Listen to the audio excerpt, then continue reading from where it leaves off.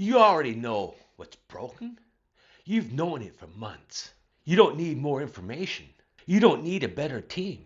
You don't need more time. You need to stop pretending you don't know. That's it. And start explaining why you're still not moving. I spent years in top management making high stake calls. That's right, high stake calls, restructuring personnel, strategic pivots. I've done it all. And the pattern I kept seeing wasn't ignorance, it wasn't a lack of talent. It was leaders who knew exactly what needed to happen and didn't do it. Smart people, experienced people. They were on the job for a long time. They were new leaders.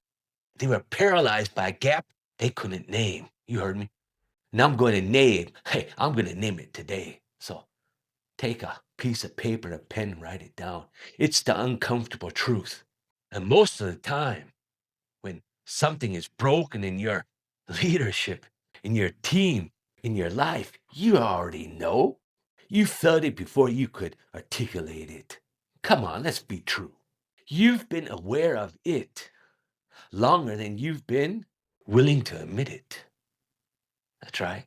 So let's stop calling it a leadership gap. Let's stop blaming the timeline. Let's stop saying you needed more data. The problem, now listen, the problem isn't information. The problem is that knowing something is broken and moving on it are two completely different actions. And most leaders live in the space between them. You heard me? That space has a name. I call it the execution gap. You heard me? The execution gap. Here's where it gets uncomfortable. Not tricky, but uncomfortable. Every breakdown you're looking at right now in your team, in your results, in your organization is a direct reflection of something you haven't fixed in yourself yet. Not your mentor, not a better team, not the next promotion. You are the variable. That's not blame. That's leverage. Because if you're the variable, that means you're also the solution. Sounds easy, right? But here's the thing nobody says out loud. Most leaders would rather manage the breakdown than, than own it. Because managing it keeps your identity clean. That's right. Your identity clean.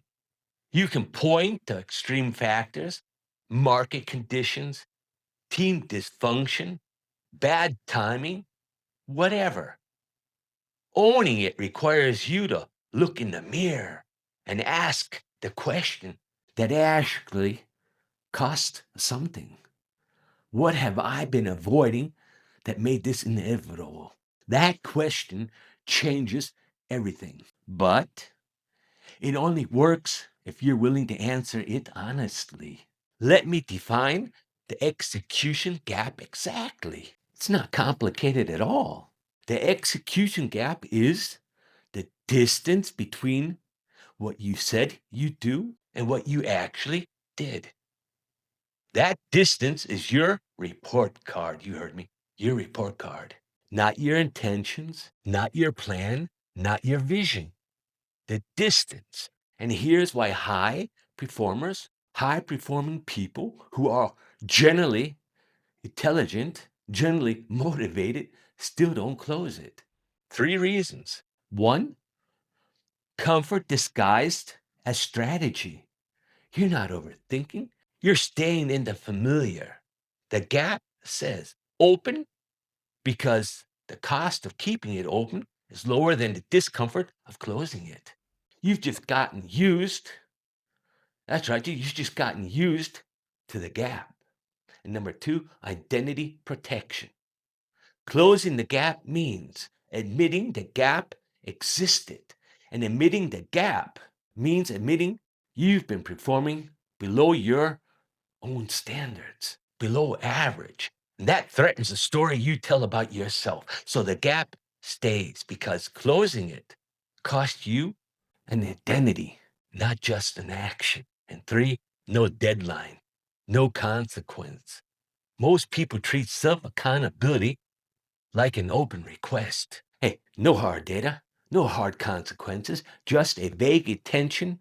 You listening? Sitting in the same folder as last year's intentions without a deadline. The gap is optional. So here's how you close the execution gap. You heard me. Three commands. One, name the gap out loud, not in your head, not on a private note. Say it to someone who will hold you to it. Here's what I said I would do. Here is what I actually did. Here is the distance. Naming it removes the protection of rigidity. And number two, trace it back to, to the avoidance. The gap is never random. It's always the result of something you're avoiding. Find the avoidance, the uncomfortable conversation within, the difficult decision, the admission, and that's where the gap lives. Three, set a 48-hour command decision, not a plan, a decision, one action taken within 48 hours, non negotiable. Not perfect, not complete, just a move that collapses the distance between knowing and doing. Name it. Trace the avoidance. 48-hour command decision. That's how you close the gap. You've been carrying the weight on everything of knowing something is wrong and not moving on it. That weight doesn't go away by thinking harder. Are you listening? It goes away by moving. You already know what's broken. You always knowing. The only question left is whether you're going to keep explaining why or start doing something about it. The gap closes when you decide it does. Now, do something with it.